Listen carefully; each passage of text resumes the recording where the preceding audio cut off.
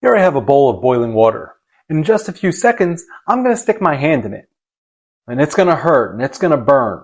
And then 30 minutes later, I'm going to boil more water and stick my other hand in it.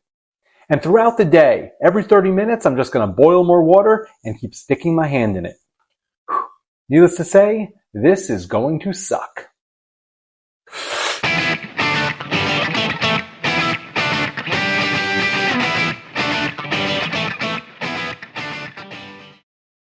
Hey everyone, hope you're having a good week. So here I go, I'm about to stick my hand in this bowl of boiling water. But before I do, there's something I want to talk about. The news. When you watch or read the news, do you feel any of these emotions? And if the answer is yes, let me ask another question. Do you check the news multiple times a day?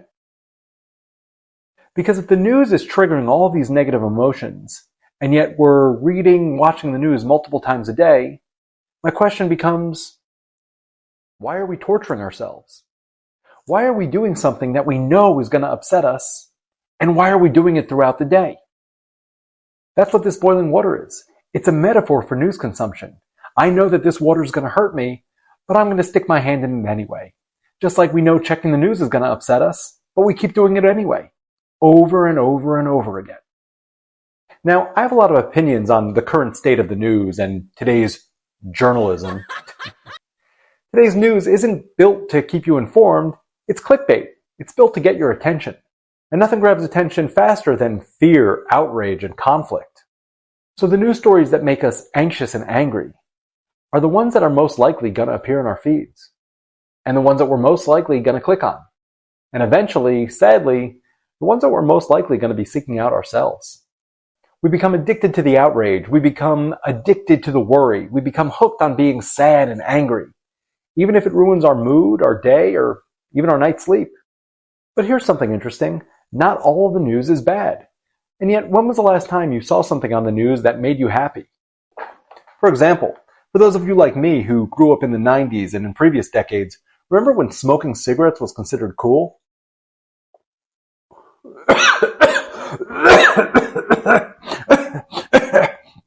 Well, it's not anymore. In fact, the percent of adults who smoke cigarettes is down 75% in the last 50 years, 90% among teenagers. The result? An estimated 4 million deaths from lung cancer have been prevented. Smoking is no longer cool. Due to aggressive reforestation efforts all over the world, Earth is actually greener now than it was 25 years ago. There are now 2 million more square miles of greenery on Earth than there was in the early 2000s.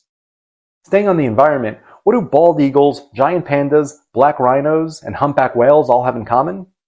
These animals, all once critically endangered, have seen massive population increases due to conservation efforts. So despite the doom and gloom so prevalent in today's media, there's actually a lot of good happening in the world.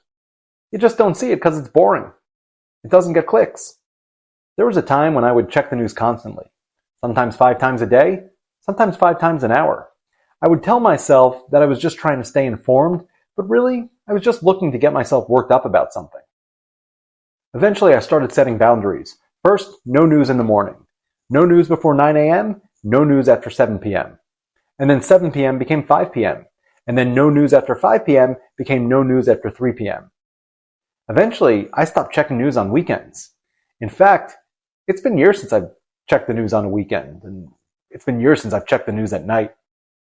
And what's the result of setting these boundaries with my news consumption? Well, I'm happier, I sleep better, and my mental health, way up. Now, I'm not saying stop checking the news. Rather, what I'm suggesting is that if checking the news makes you anxious and angry, do it less. That's the idea behind this episode's quote, from the first line in the song Strawberry Fields Forever. Living is easy with eyes closed. It doesn't mean ignoring reality. It just means we don't have to expose ourselves to worry and anxiety all day long. It's reminiscent of the classic cliche, ignorance is bliss. Sure, being informed is important, but not at the expense of our peace of mind. Just because the news may affect our lives doesn't mean it has to control our lives. So here's a simple way we can wean ourselves off of our news addiction. I call it the 3 R's.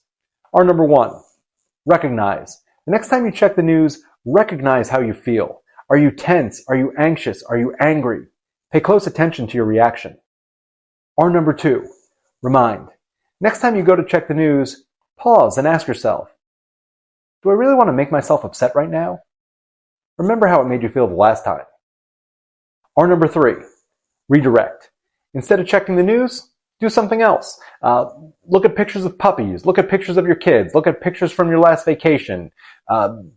Better yet, put the phone down and look out the window. Or even better, put the phone down and go outside. If you get nothing else from this video, just remember this. We should be doing things that bring us joy, not that bring us down. It bears repeating.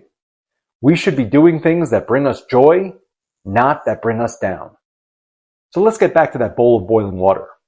Instead of sticking my hand in it, I turned it into tea. Same hot water, totally different outcome. And that's a choice we have every day. So the next time you feel the urge to check the news for the 10th or 20th time that day, just pause and ask yourself a question. What's more important right now? Being informed or being happy?